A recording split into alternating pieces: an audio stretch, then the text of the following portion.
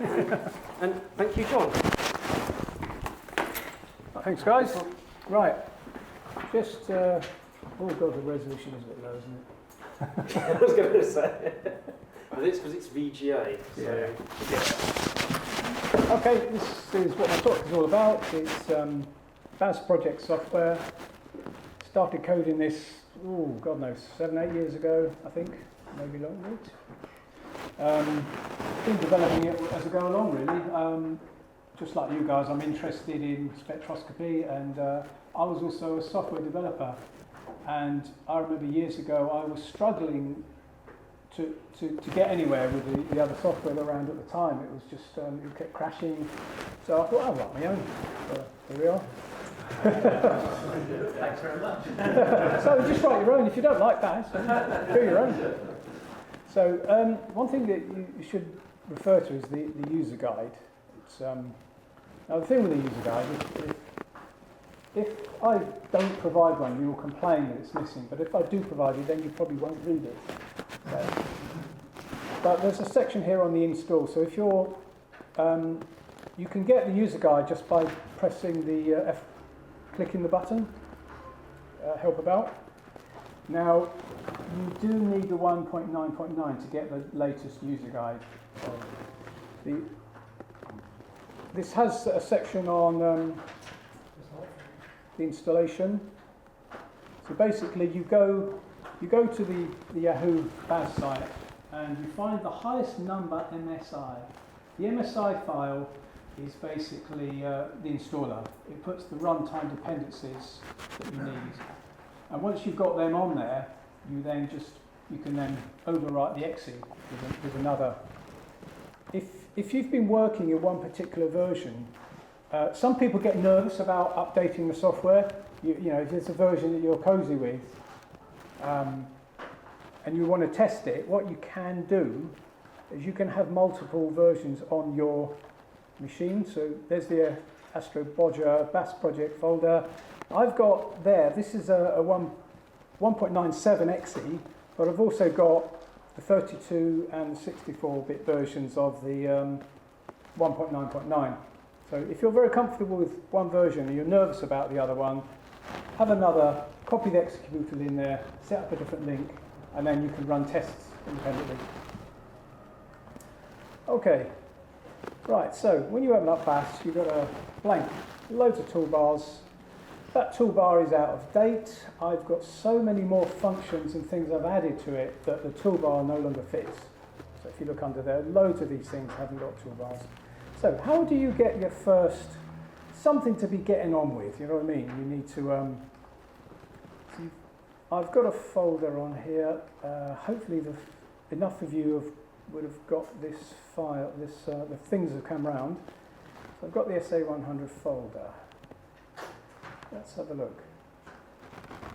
Okay, there'll be a subfolder called Castor Pollux in there. So what I'm going to demonstrate is that you can have multiple profiles on the same chart. You work with them, and you can even use one profile to calibrate another profile, and one profile to calculate the instrument response that then you apply to all the others. So to get a file in there, you can just drag and drop it in. Yeah, it's quite easy. And look, you've already got what looks like a profile visible. Now, that's partially because it's quite a bright star, and this image has already been cropped. We've got rid of a lot of the top and the bottom, probably because when I recorded the video, I set in a region of interest. That's already done. That's very good. Oh, I can't see that file extension on FIT. Got FIT? Yeah. So where are you? Have you got your file extensions hidden or shown? So on the list. So upside down is difficult. Yeah. Are you looking at folder? Yeah. Are you opening the folder? I've got the Castor Pollux folder. Is it in the right one? Yeah. Oh, sorry. I must apologise. There's something slightly different. Right. Collection of you can get there, don't worry. when you've got more than one thing shown on a chart, you collectively save that as a BAS project. And what that does is it creates all the links so that you open the one file and it will open the three for you. But when you want to, and that uses your local path names and stuff. So that wouldn't be too good if I gave the file to you and you haven't got the same folder structure. But what I can do is I can save the collection of profiles together as what they call a bundle. So what you've got there on the SA100 sticks, I've actually given you a bundle. So if you press this new project thing, it also is a good way of deleting everything that's no longer there. So what you need to do is to go open, click down here for BAS bundle, BUN, navigate to the correct folder, then you see a BUN file there. Right, so watch carefully the next bit before you do it. So you click on open. You get in there, you need it over there now, yeah? When you click to open the bundle, it asks you for where do you want to unpack the information. Who wants this first? You guys? Yeah, we're done. You're done. Yeah. It will ask you where do you want to unpack the files to, and by default it will use the current folder name that the bundle file's in concatenated with the name of the bundle file. So the folder is called Castor Pollux, but the file name is called Castor Pollux Betel.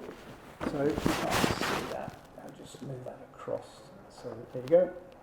And you do OK. And in fact, I want to have this open at the same time, if I can get away with it. I then do open. No. I want you to see what happens in the folder. So I'm having to do this. Open. Bundle. So you've got your bundle, and then you press open. It will ask you to confirm. You can browse to a completely different path, but let's keep it simple. When you click OK, it's created the folder there called Castor Pollux Betel, and there is the three individual files. It's also, what it's done there is actually opened the project as well. As well as extracting the project, it's opened it. So here we've got 3-star Analyser. I think these are all taken on the same night. Now, this won't be as, when you're just looking at bright stars with an SA100, it's not as rigorous as slit spectroscopy. What we're going to do is we're going to use Castor actually to do the calibration with it. Yes, maybe there'll be some radial velocity, etc. But at this resolution, I don't consider it to be significant. Yeah, it's good enough. If you happen to know that Castor's radial velocity is, I don't know, 10 kilometers a second, you can then change that off. But let's keep it really simple. So how do we process? How do we nail this down? In order to make it a bit easier, what I'm going to do, I'm going to hide the two profiles we're not working on yet because they're just getting in the way. Now, a quick word about this interface. Right. What you can see is at the top here, we've got each image. These are full size because I've got raw image 100% on there. These are quite squat because I captured them using a region of interest. But you know, these could be full images, and then this will then scroll down. So you've always got images at the top, and then you've got a single chart underneath. Sometimes, though, you don't want to see the image because the images are huge, and you say you've already calibrated it. There's no value in looking at it anymore. You can go to what's called a synth binned raw view. We haven't set a binning region, so at the moment it's actually using the entire height of the the profile, the image. We have to differentiate between image, it's two-dimensional, profile one-dimensional here.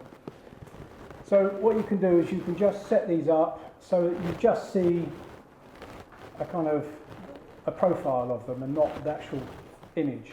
And there's also a colorized view. Yeah, but before it's calibrated, obviously the colors are not really meaning anything. Yeah. So let's get on with doing some calibration. Now, there's an image menu at the top here. Anything, when you're in one of these modes where you're not looking at an image, anything to do with two-dimensional processing is disabled. That's why you go up, look at up here and you think, well, all of these things here, tilt correction, why are they disabled? It's because you're not on an image view. So let's go back to an image view.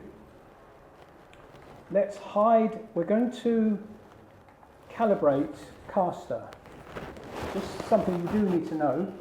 When you do calibration, the profile you're going to calibrate with has to be the first image. If you look at that on there, the 01, 02, 03, etc. Obviously, 01 is the top profile. Yeah? Now, if we look at the chart underneath, I've just dumped in three profiles, Betelgeuse, Castor and Pollux. Castor is the one we want. You can see it's in green. We've got the legend here and the same colour matching. You can, if you just right mouse click, you can move the legend wherever you like. There are tons of settings you can have for the ledger, change fonts and all that. If I have time, I'll show you more of that side of things. So what we want is, we want Castor to be 1. Castor is actually number 2 at the moment, so you click on it, right mouse click, sequence 01. So you've now got Castor as your first image. I said the other time, we're not interested in the other guys yet, we want to process Castor, so we can hide this one and hide this one. It's still visible on the what you call image strips at the top, but it's not shown on the chart. You right mouse click on one of the image strips at the top. Yeah, on the image strip at the top. And yeah, that's right. And what you can also do, if you double click on one of the images at the top, you get all the properties of it. You can actually set the sequence from there as well. You can change its colour, let's make it bright red, so you can apply. Now you can set properties of lots of images by just navigating. Do you see that? If I use the left and right arrows, you can see the focus underneath. We're sticking to Castor. Now I can't remember for sure, I think it's is it an A2V? I can't remember. Yeah, okay, like Vega. Okay, right. Now, in common with ISIS, you have to do certain preparation. Now, as I said, I've skipped on the stacking. The stacking was done by the video. Yeah, I'll show you that with the slit spectra later on. But you still have to align your spectrum with the horizon, with the horizontal rather. And it's probably quite a similar mechanism. What you do is you click on image, rotate tilt. There are options in there for horizontal smile and all stuff. Let's not go there. We will run out of time very quickly. So what you do is you scroll across, try and get as much of the image visible. I'm not going to include the zero order in this. So you basically select a rectangle. As you release the mouse, you will see the correction angle being populated. And it's tiny, 0.08. Okay, fair enough. So then what you can do is apply. In fact, What I should have done is applied the same to the others. Right, sorry, I'm going to reload that. So it's...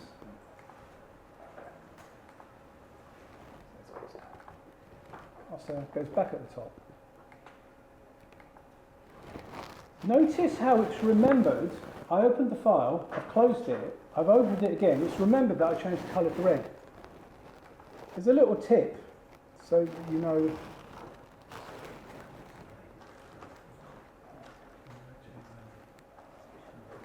Right.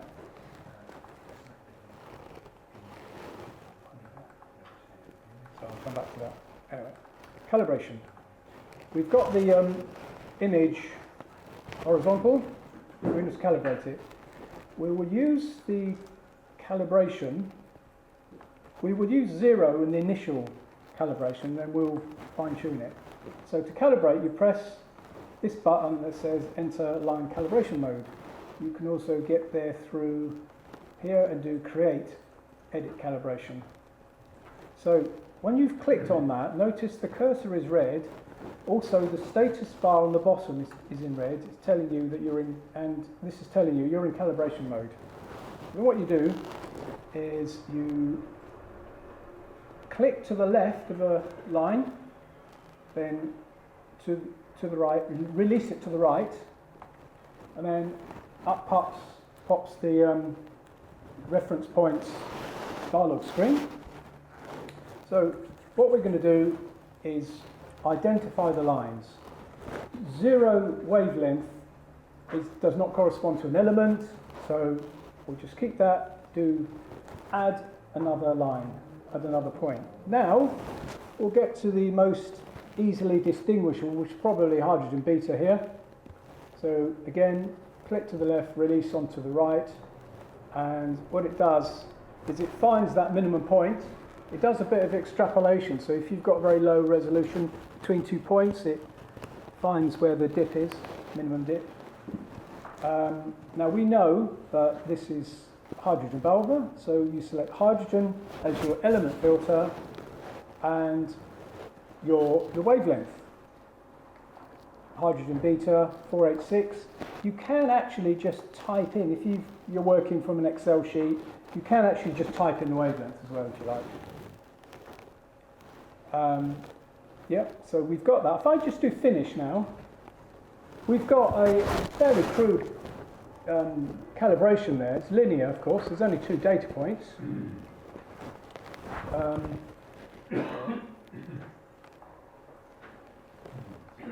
Get rid of that one.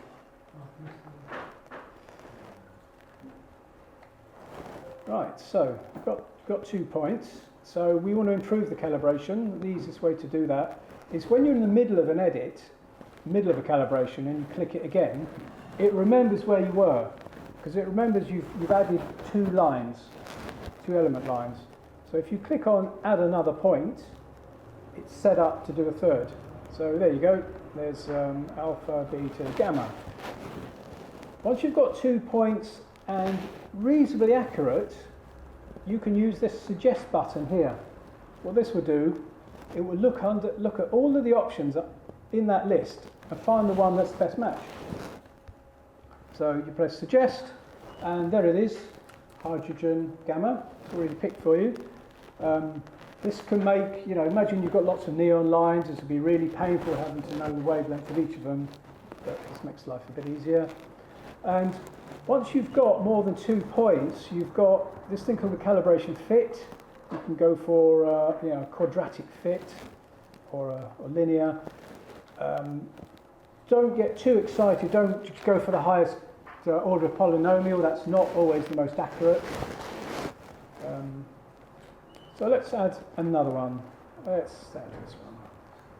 So that's, guess what this one's called? Hydrogen delta. Add another point.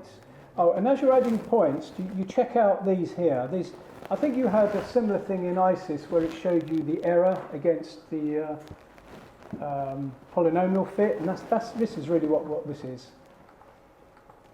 Now I expect there to be, that's not too bad, really, considering we've still got the zero order. I think the resolution improves when you get rid of the zero order.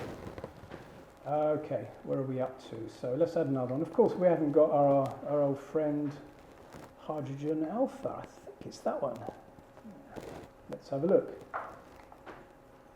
You can resize this, of course, I think. Something's not responding. Oh, okay. Oh, no, you can't. You can scroll the grid instead. Right, so you're looking for all these things. You're looking for errors that are not massive. So, for example, if I go and pick something else that's wrong, look at what happens to these error numbers.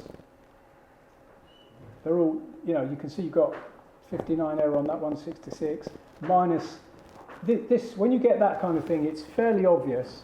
If you look at this and say, look, there's something wrong, and normally the error with the biggest number is normally the culprit, not always guaranteed. So what you can do with that guy, you can delete him.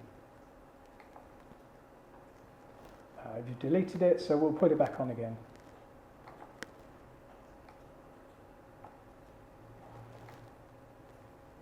What have I just done there? Okay, suggest, of course. Once you've got that, you can see the errors all low, and there's your total RMS errors here. And if anyone's suitably inclined, here's the best fit regression line, or if I use, these are the polynomial coefficients, if you wanted to analyze them for some reason. When you're happy with that, let's say, okay, let's go for it, finish. So that's your calibration. I'll leave the zero order in because just to save time. Okay, that's good. So you would struggle to do the exercise I've just done with something like Betelgeuse. Let me show you Betelgeuse. Where are your hydrogen Balmer lines on there? It's pretty tough. Yeah. Also, I've got to show you what you can do here.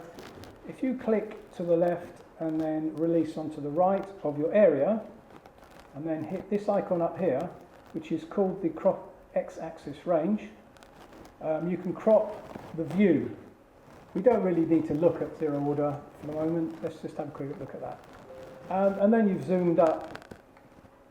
Now, obviously, my screen isn't fitting. I've sort of scroll bars everywhere because my screen resolution's got lower in order to do this. If you double-click on the chart, you get to chart properties. All this stuff, what I'm talking about, the chart and stuff, applies to slit as well as slitless. So you can make a title for this, I can say. So 100 demo.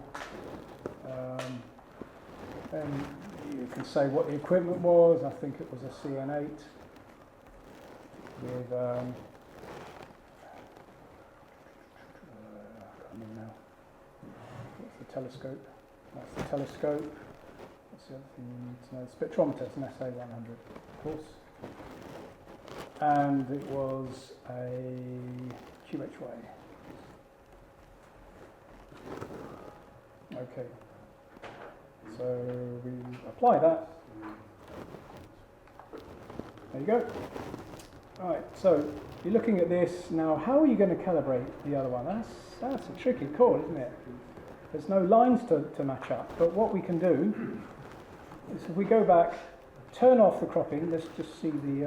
if you notice down here, you'll get this problem every time. Whenever you do an SA100, you won't always be the same. It's not like a slit. In a slit, you know that your lines are going to be where they're expected because it doesn't move. But with slitless, that's not the case at all. So as you can see here, this zero position is a different position to that one. We calibrated using that one. We know the dispersion is the same. So what we can do, assuming we haven't changed the equipment, we haven't adjusted the telescope, focus, whatever.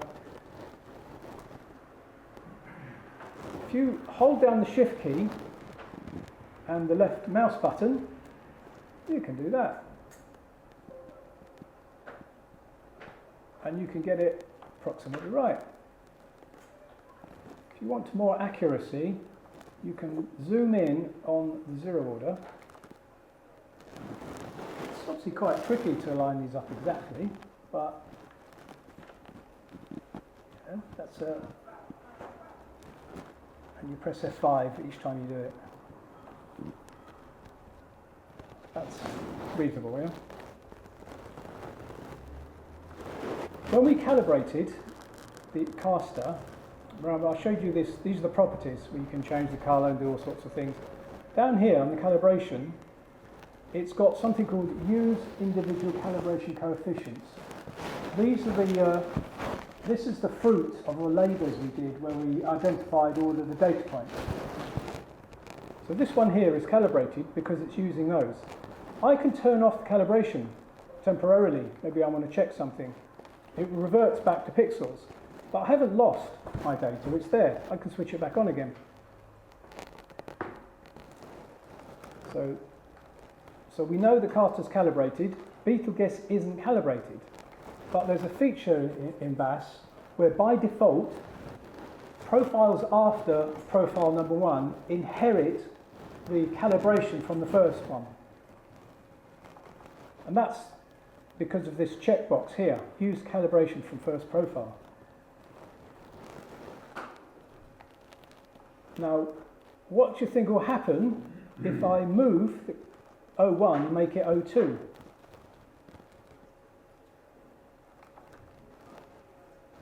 It won't be happy because this hasn't got anyone to inherit the calibration from. So don't worry, we just put it back as it was. So if I remove that top image from the project, the second profile, it won't have any calibration information. So what you need to make it permanent. So you go to your calibration, you click on the button that says copy, it just asks you and you say OK.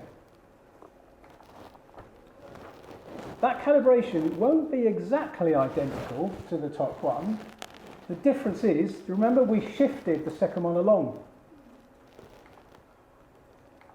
That one's rotated a few pixels to the left or to the right. And what this calibration has done is taken that into consideration. So now, I'm saving that, OK.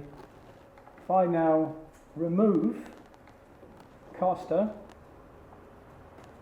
I've got a nice Betelgeuse calibrated profile. Oh, I should have mentioned this. These remnants from the calibration, you can just hide them.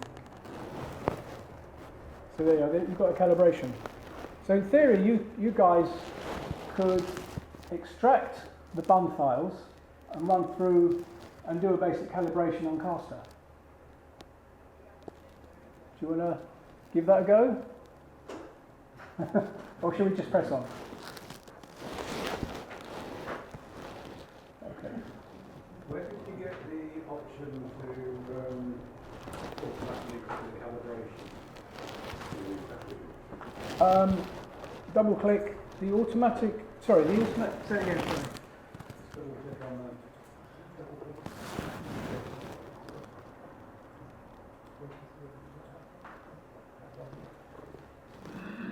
I can hover around if anyone wants any pointers with anything. When you move the image, Yeah. how do you apply it to the chart? I missed that. Right. What do I do to see the movement on the chart? Oh, you refresh the chart. Press F5. Yeah.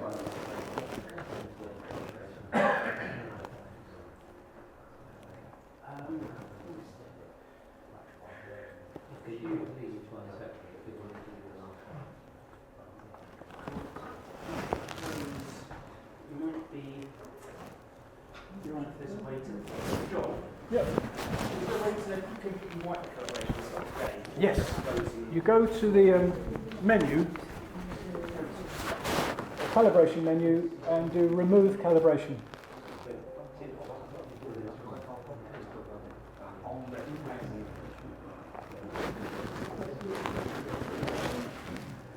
I think all the times, but I'm not sure what he's doing. I think all of these things are accessible in that here. Right, just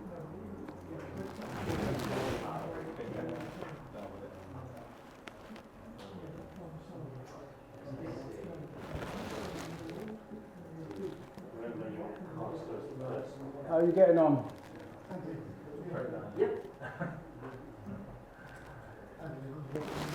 If you need me to go through anything again, I've got a habit to slow down.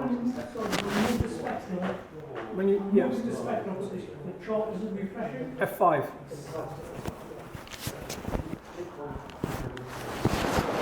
It's F5, or there's an icon there. That icon will refresh. That icon there will also refresh. Then that moves it up to now. Calibration is on the first. Yeah, so that's fine, but that's what we need to do before you do it. And then you can go to calibration. Then specific calibration. Yeah, so you can click either side of the line, and if you know what the line is, because you've not done it yet, click there. File. Okay, so you've got a missing file in your installer. Right. Calibration.dat. Oh, you should have that. You haven't got calibration.dat? No, I had messages coming up like that, but then What version are you running? The old version or something? well, I'm running 1.9.7. Yeah, that's the old I think one. it's the latest one. No. That's the latest MSI installer. You overwrite the executable with the latest 1.9.9. Did you use the MSI, which is just put in the... Can I have a look what you've got? You may have one we can substitute.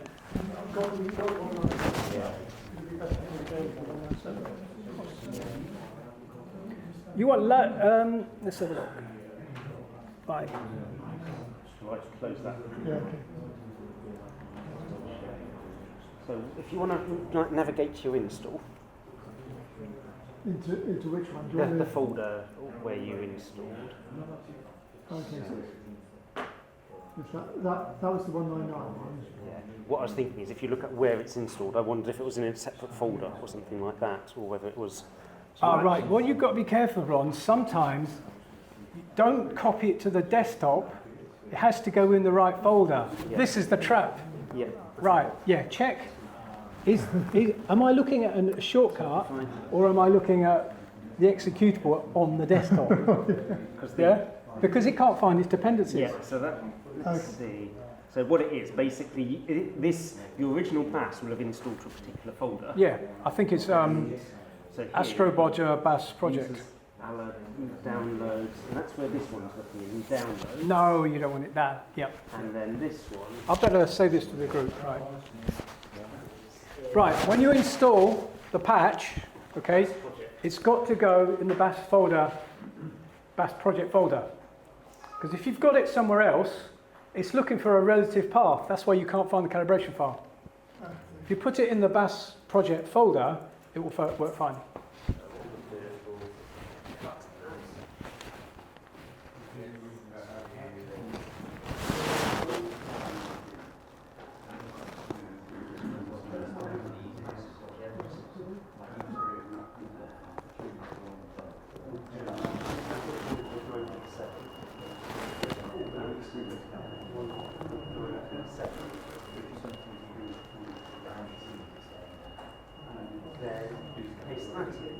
That's the 199. Create shortcut.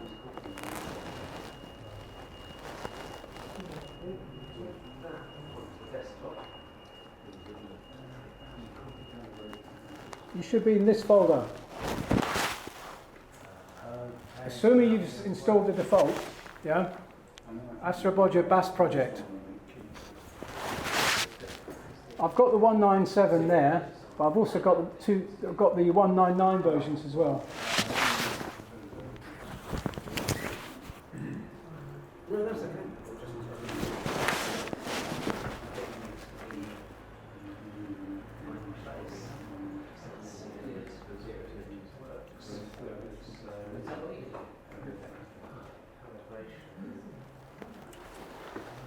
I think that's it, so that's easy there.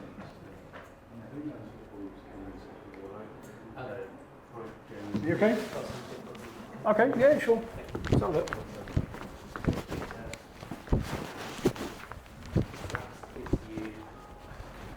Probably.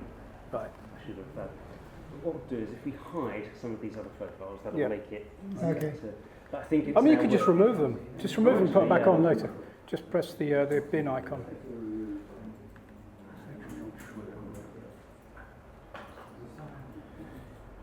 Oh, that's it. Right. So, and what you can start off with is rather than those, you basically start off with zero order. So this one.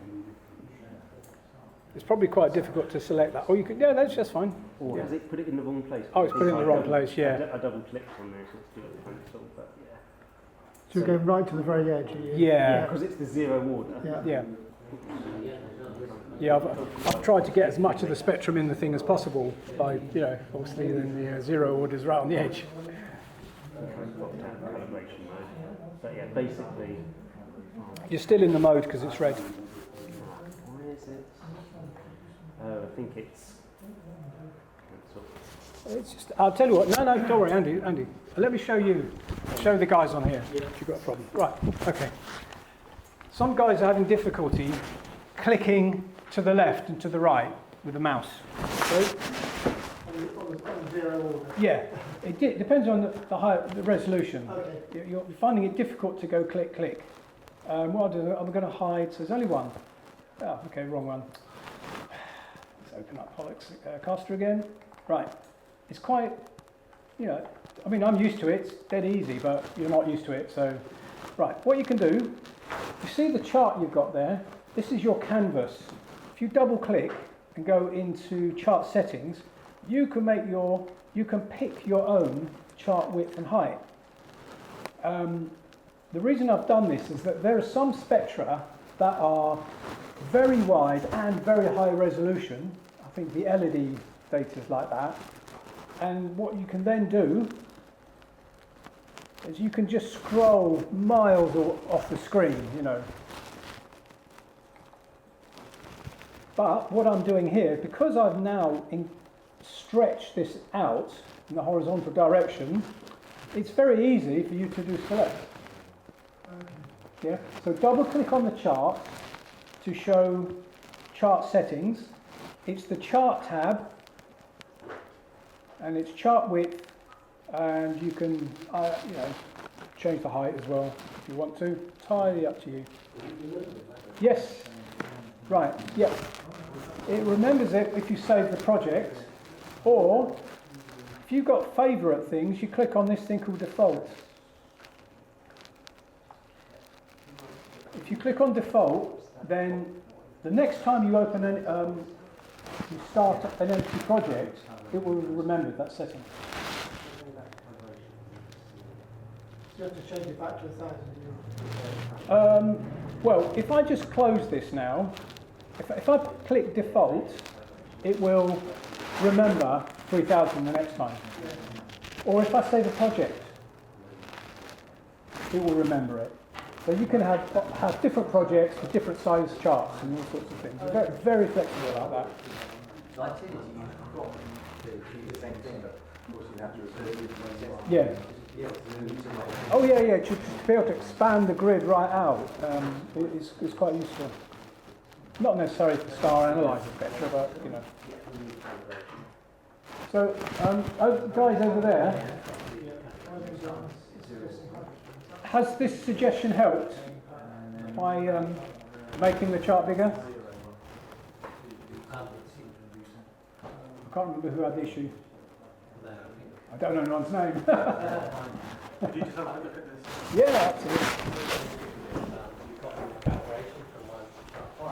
Yeah. I just highlighted things. So I was just seeing this guy. I can't be there in a second. I was just, Sorry, what's your name? Steve. Steve. oh, Sorry, the wrong way around. Right. I Okay. had put my 4 lines, but now somehow I've lost that box, so I can't seem to. Which box? The dialogue box, which has all my different wavelengths and things like that. Oh, the calibration. Yeah, because you finished it. Oh, right. No, it's prompting you to select the next line. Okay. That's fine. I'm fine with just 4 lines. Oh, well, in that case, select a line, and then because you're in the middle, you started it. Select that one. Slide it across slightly. This is where making this chart really big Yeah. will be really easy. Okay. Yeah. So, well, you may as well accept the line if it hasn't. Oh, okay, where are you? Oh, you just started. You've got those showing. And, did you have it calibrated before? No, I just think I was going to add a fifth line and decided against it. You cancel. I don't understand because you only got one line there. All right, just do cancel. Calibration. Remove calibration. Yep, do okay. Just start it again. Make it bigger so you can So how did you double click on the chart itself. Width, make it 2000 or something. And I also had the same problem because I'm using an old version here. Because Oh, no, I you was have having to. Oh, you just click cancel. Oh, right. Yeah. 2000. And do okay. And then you do calibration mode. And you can check to see All right, if it's yep. reasonable, because as long as you've got small errors. If your errors were big, And then I'll get to see this other guy. Okay, and that's Yeah, you fine. should be able to calibrate it. Just do it with 2 points first. Just do the 0 order and hydrogen beta. When you're happy with that, then you can add the others. Sorry about that. How can I help?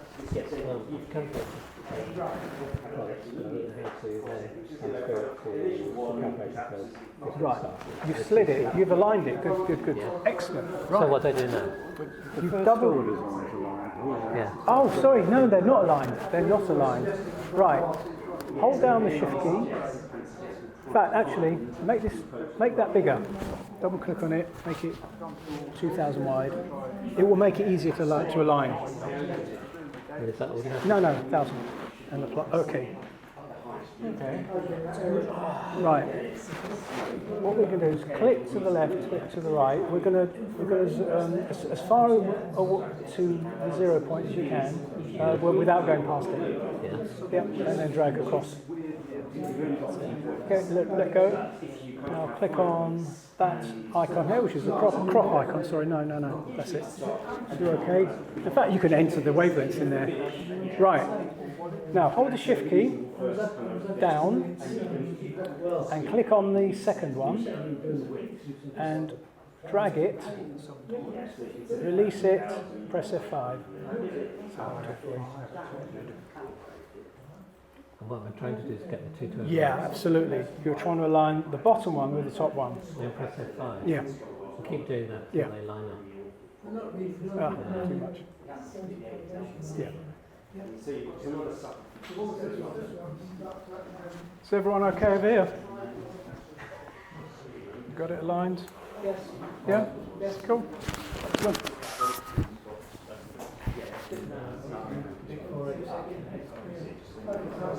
It's very, yeah, I mean, look, visually, get them aligned like that. Yeah. Okay. There's another tip. F5. All right. Do zoom. Do 200%, and zoom it up. Make it easier to.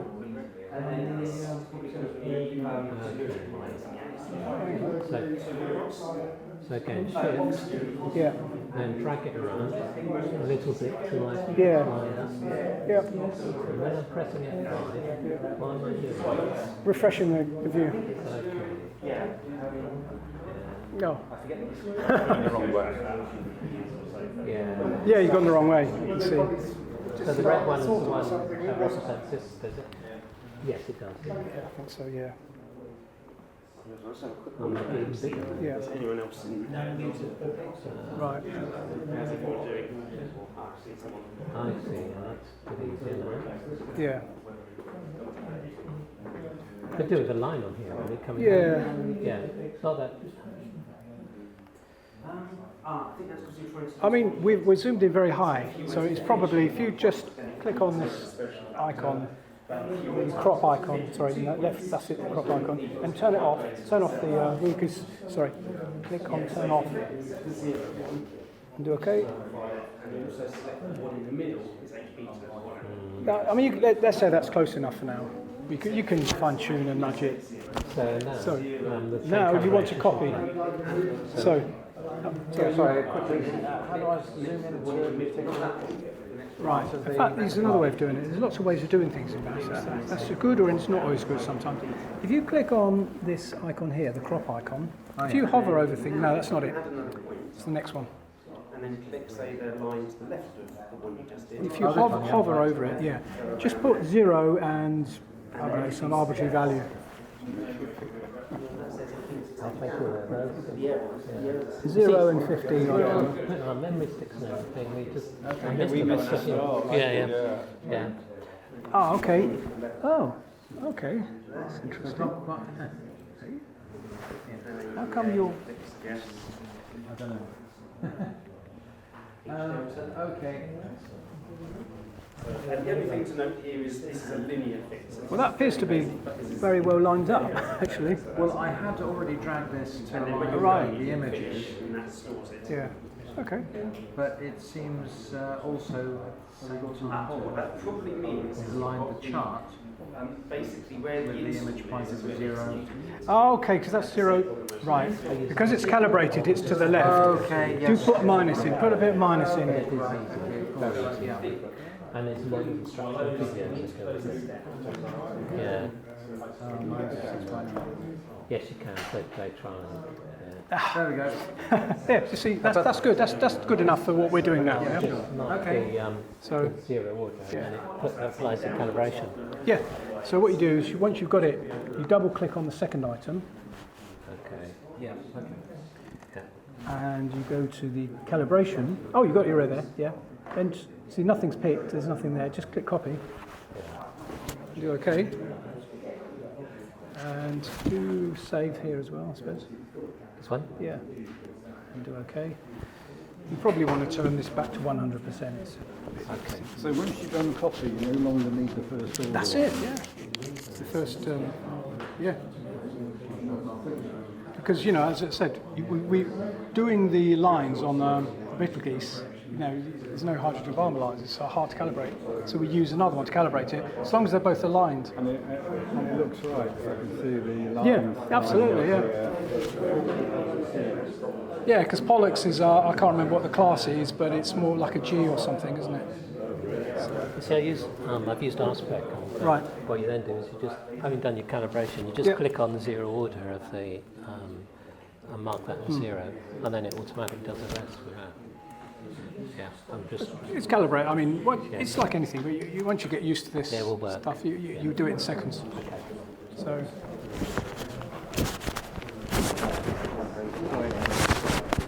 Okay, guys. I was going to move on to instrument response. Do you need more time? No.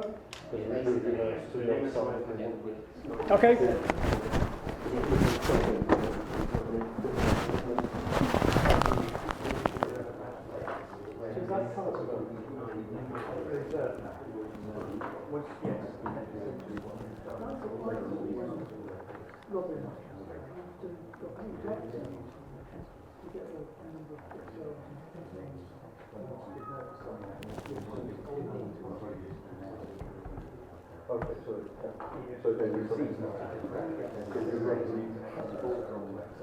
Okay, I'm now moving on to doing an instrument correction for an A-class star. So, for the instrument correction, we're going to get rid of, we don't really want to see 0 order at all here. It's not at all relevant. We're not going to have a response going all the way to 0 order. No. So I'm just selecting an area from, I don't know, I've got 3,500 What 9 data are we meters. starting at? The calibrated ones we've got? Yes. Okay. Yeah. You have to calibrated something before you can put a response on, because, yeah, that's the way it goes, really. So, yeah, you select the region so that when you look at your chart, you've just got, you know, the visible range in view. Okay.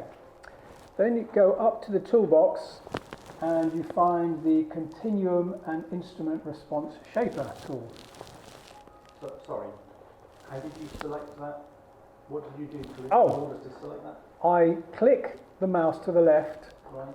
and release to the right, so that defines the span. Okay, and then you go straight to the x-axis cropping tool, and you can review the range that you've got here. So that's fine, yeah. Change that to whatever you like. You can do apply. If it's not right, you can edit it, and then when you do OK, it saves it and closes. Are you okay with that? I tried doing that, but it didn't select anything. You don't see the selection. Oh, right, you don't see it. No, you don't see it. Ah. But when you click on this window, it will remember what you did select. Right. Yeah? Let me know when you're okay. Okay. Yep, excellent. Right. Continuum and instrument response shaper.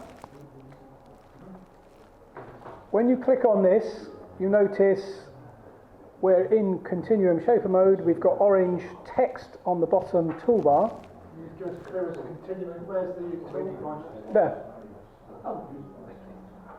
You can also go through the tools menu. If you look at the tools menu, you've got everything also accessible from there. Continuum shaper from there. Okay. Right, and as I move the cursor, you notice it follows all the peaks and troughs and things, yeah?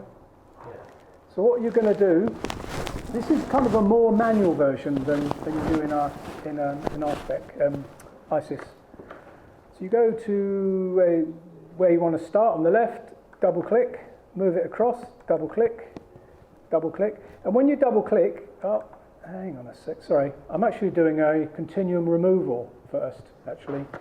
Let's carry on with that. If you want to remove the continuum, you do exactly what I'm doing. The other step involves dividing by the reference star. I haven't done that. I'll do that immediately after this. So the principle of using this screen is exactly the same. So you pick on these, you get a nice smooth curve that avoids the dips. You're double clicking each one.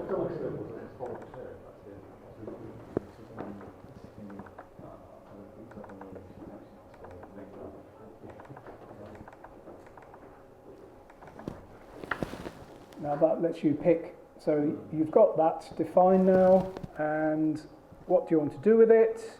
Well, you've got an awful lot of options actually. You can save this against your profile. That's the simplest thing to do.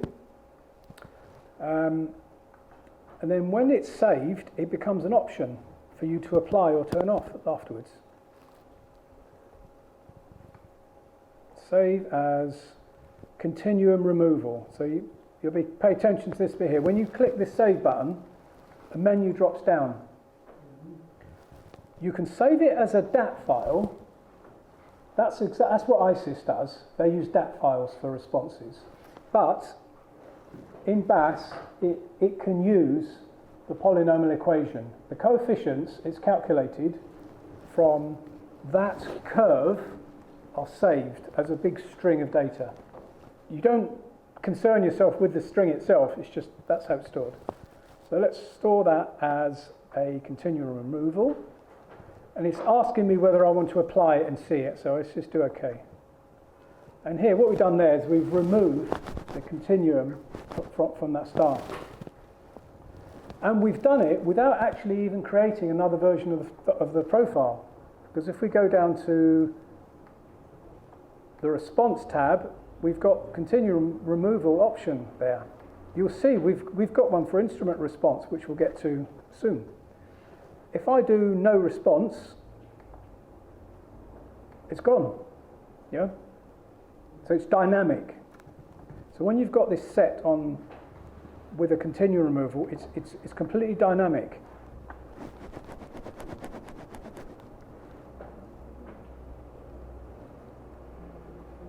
Okay, right.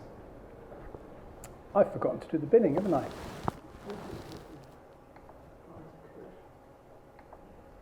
Right, if we look at our image, as I said from before, by default, it bins all the columns, but we don't really want that. And I think this is a double star, and you can see we don't really want. It's not making a lot of difference, but when we bin, we just click on the mouse and release.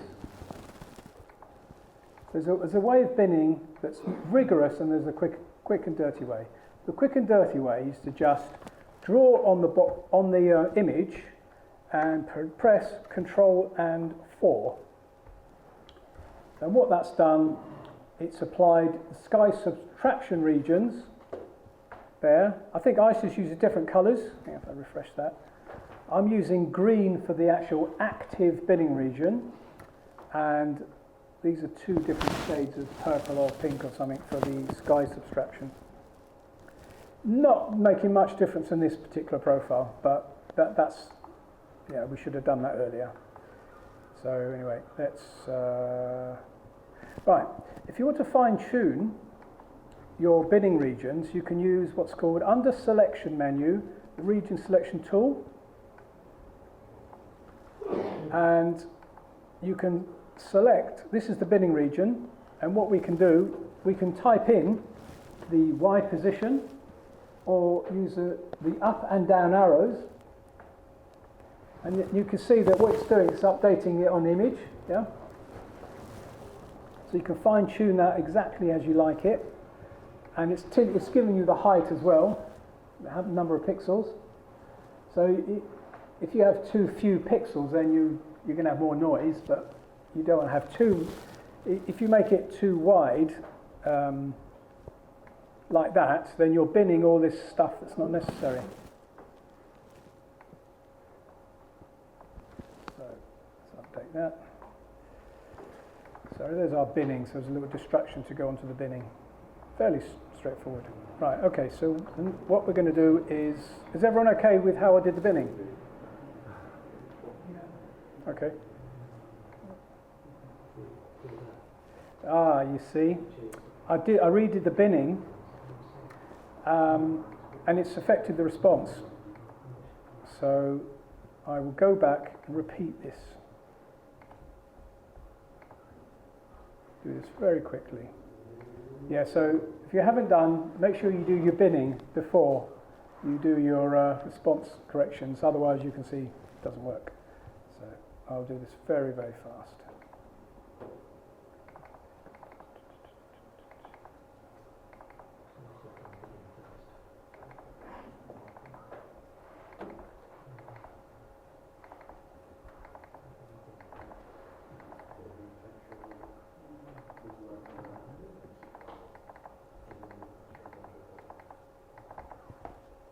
And what we did is we applied it to Caster, we saved it as a continual removal, and okay.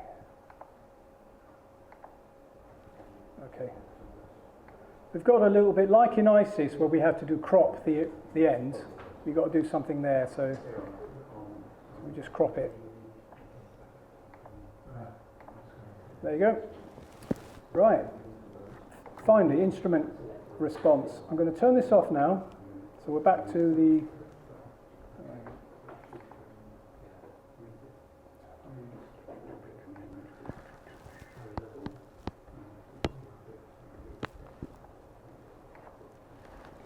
okay, we go to the reference icon. Can you see this icon at the top? By default, you've got a list of all of the types here, so you can kind of browse your spectrum before you pick it. By default it's pixels. Under this source option you've got the pixels or the miles. As we're dealing with sort of very low resolution SA100, I think the pixels is more than good enough. As you've got a lot of icons here, lots of different classes to wade through, you can just type in basically the class. I think it's an, is it an A2? I think it's an A2. So it's an A2V, I think it is. Right, so add this spectrum to the chart. And there it is. And what's good about this is that you can sanity check, kind of the calibration is kind of, it's definitely, in the ballpark. There's the lines of the reference spectrum are lining up with our own lines pretty well there. So we divide by the reference image. So we've got, I'm clicking on the mathematical operation option. There's also under operation, you can go from here, divide one profile by another. Okay. So, something else happened there.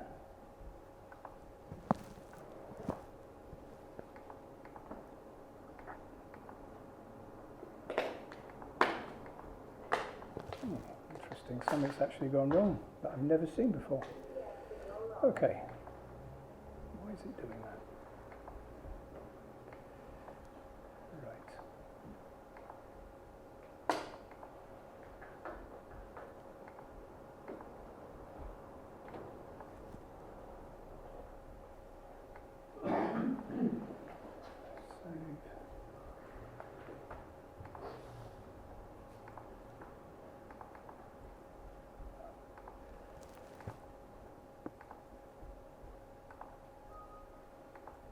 I'm just going to restart this. I'm not sure what happened. Let's see if you get the same issue or not. Okay, so what's handy is it does remember what you last did. So we can just pick on the last project from the file menu. And it's, you've got the calibration information. We've got the response that we had before. Let's do this again. So, okay, well, let's see what happens when I add.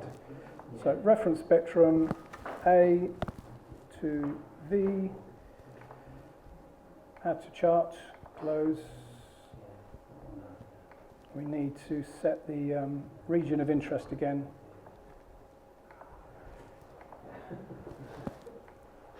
Right. Let's try it again. Divide caster by the reference. So this is important. You've got to get this the right way around. So your perform profile operation screen, you set the first drop-down list to divide, and you pick your first item as your target image, which is caster, and your third item as the reference image. If you click on the highlight, it just makes it bold, the result bold, easier to see. So there it is. And then you're back to the continuum shaper, but this time you're doing the continuum on the results of the divide operation.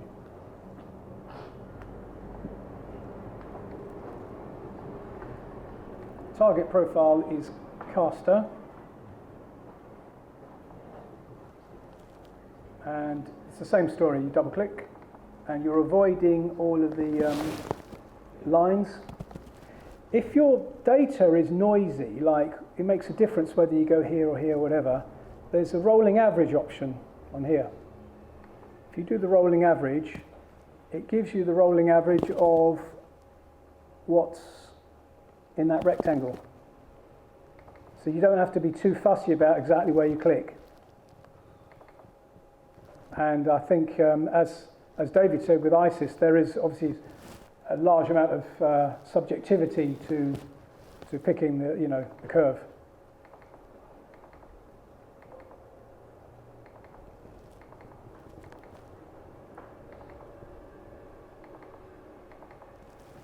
Okay. Now we save as a response.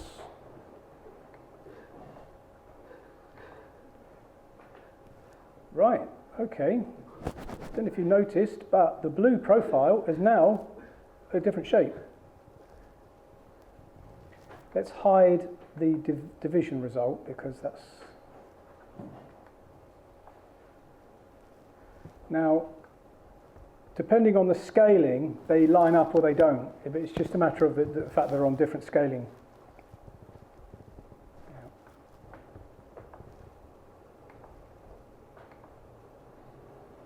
So basically, that is now following the shape, more or less, of the reference. So slight difference, but okay. I don't know if you guys now want to have a go at doing a response correction. I can go through it slowly. What we didn't get over here is how you go back again, because we've already done that. We've done the calibration, and we've done the rectified spectrometrics to rectified, isn't it? Yeah. When you divide it, yeah. And then the only way I could think going back was to start all over again. No, this is the key thing. Yeah. If you go into the response tab, you can turn it off. Sorry, that's off. Okay. You can turn it on and off. It's quite flexible in that way. You don't have to reload it. Yeah. Question on the continuing response. Yeah. Mispick. How can you delete? Oh, double click on the same location again to delete it.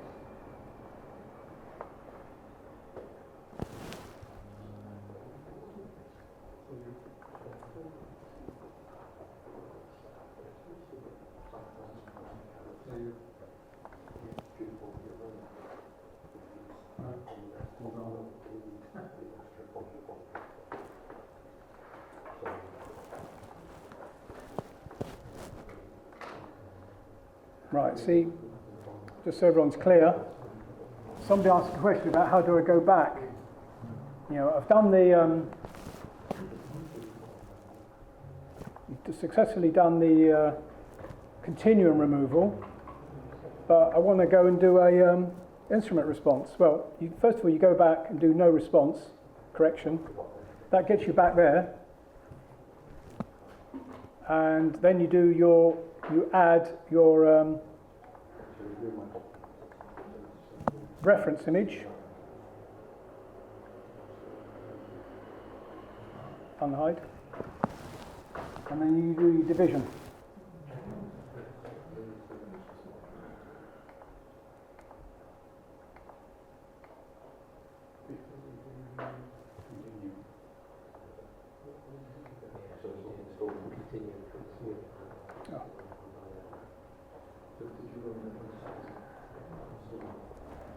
Actually, already got it on there to unhide it.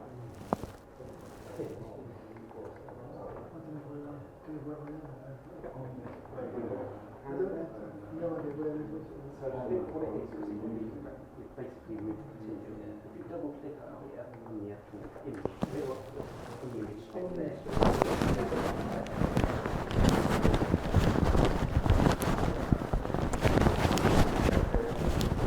then click OK, and that takes you back to that. Yes. And then So how did I get rid of these? Oh, go to the calibration menu at the top and do hide. Show hide calibration points. right, There's a tick option. Okay. Yeah, you can.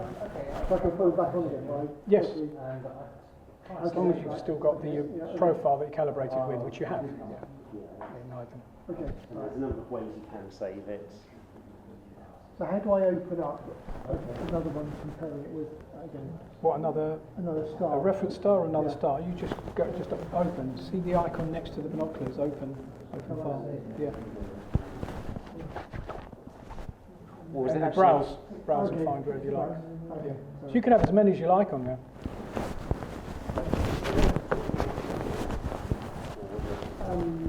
Yeah, if the reference is the reference icon. That one? next one to it? It's got a little ref written in Oh, there. sorry. Yes.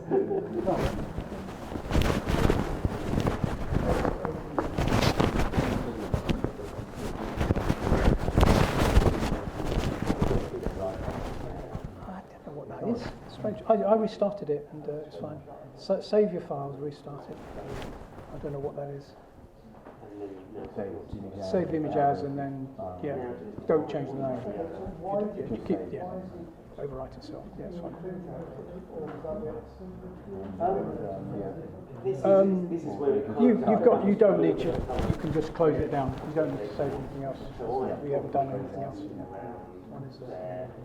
when you start to revision, you'll if I go through there, No, just don't do OK. Delete it. It's saying I'm going to. Yeah. I'm not too bothered about. But actually, yeah, that's it. For what you're doing.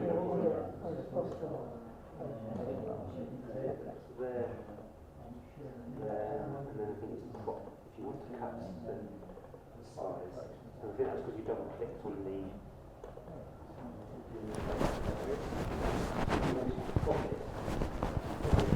I got a bit lost at this one. Right. OK, don't worry. Right.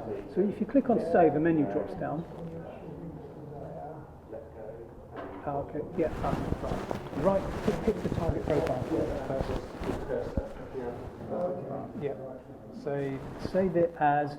That's a continual removal which you've got there. Yeah. That's a continual removal. So do that. Yeah. Click on there and do. Yes. Yeah. And do OK again. You've obviously had to. I've just done it before. Yeah. Okay. Where is it? Oh, yes. Now you've got a bit of stuff you need to crop out of that end. So can I do that? You can do it just by what's the wavelength about there. So make a note of that wavelength. Go to this guy here, crop. Yep. And just set the end wavelength to that end that you don't want to show.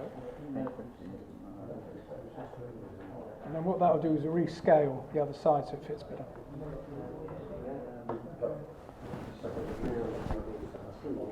Is it apply or OK or doesn't matter? It doesn't matter. Apply keeps the screen open so you can tweak it. You know what I mean, without having to open and close, open and close. Yeah, there you go. That's quite a good one. Okay, and you were showing how you flip back between that. Yeah. Double click on the profile of interest. You've got to. It's the top one. Faster.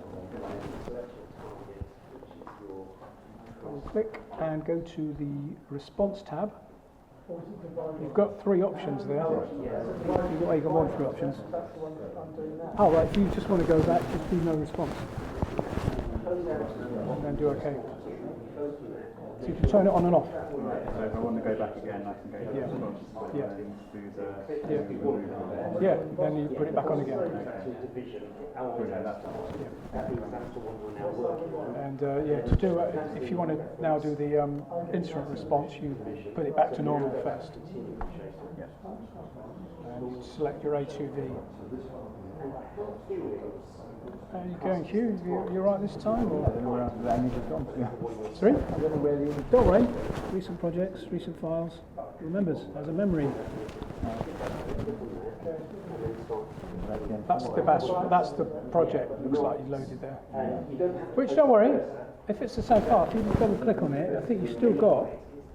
Yeah, double click. Let's have a look. Sorry, it's the cast one.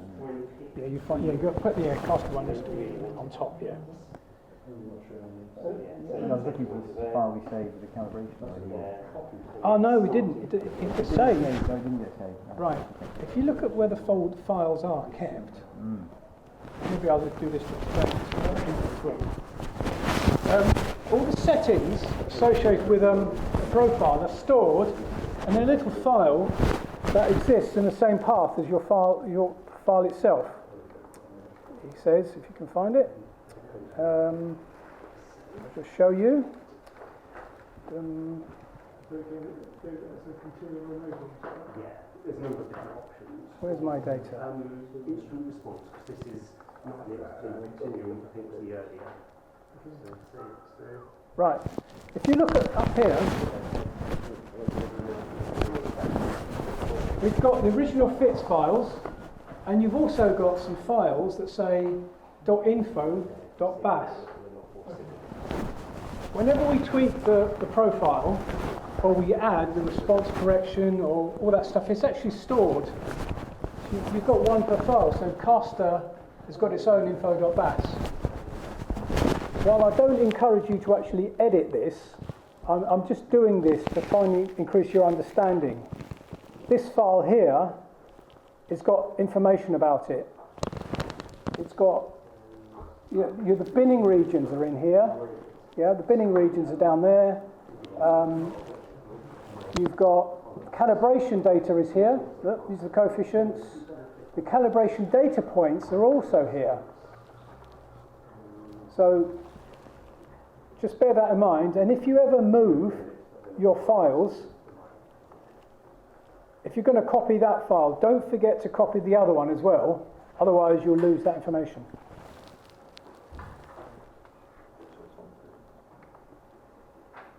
How are we doing with, are you okay with the instrument responses? Has anyone done it yet, or? No? Difficulties, or? Yeah, okay. Yeah, you do need a bit of practice with the code. Okay. Okay, that's all right. You've done the continuum removal. Yes.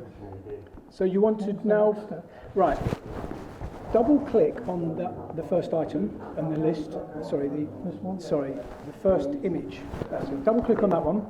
We'll look at the properties. Go on, click on the response tab. And at the moment, continuum removal is ticked. If you now tick on no response correction, you go back, no, that's the response file option. Yeah. Then do OK. You're back to there, okay? Right. Yeah. And then you can start again, yeah. Right. No. We need to do a division operation. So we need to add the reference spectrum for this class of star. So you click on, there's an icon there for ref, I think it says ref. Keep going, that one, ref. So in the box that's highlighted, just type in A, yeah, that's it. A2B. Yep. And click on the icon itself in the list, and then do add spectrum to chart. So then you can close that box.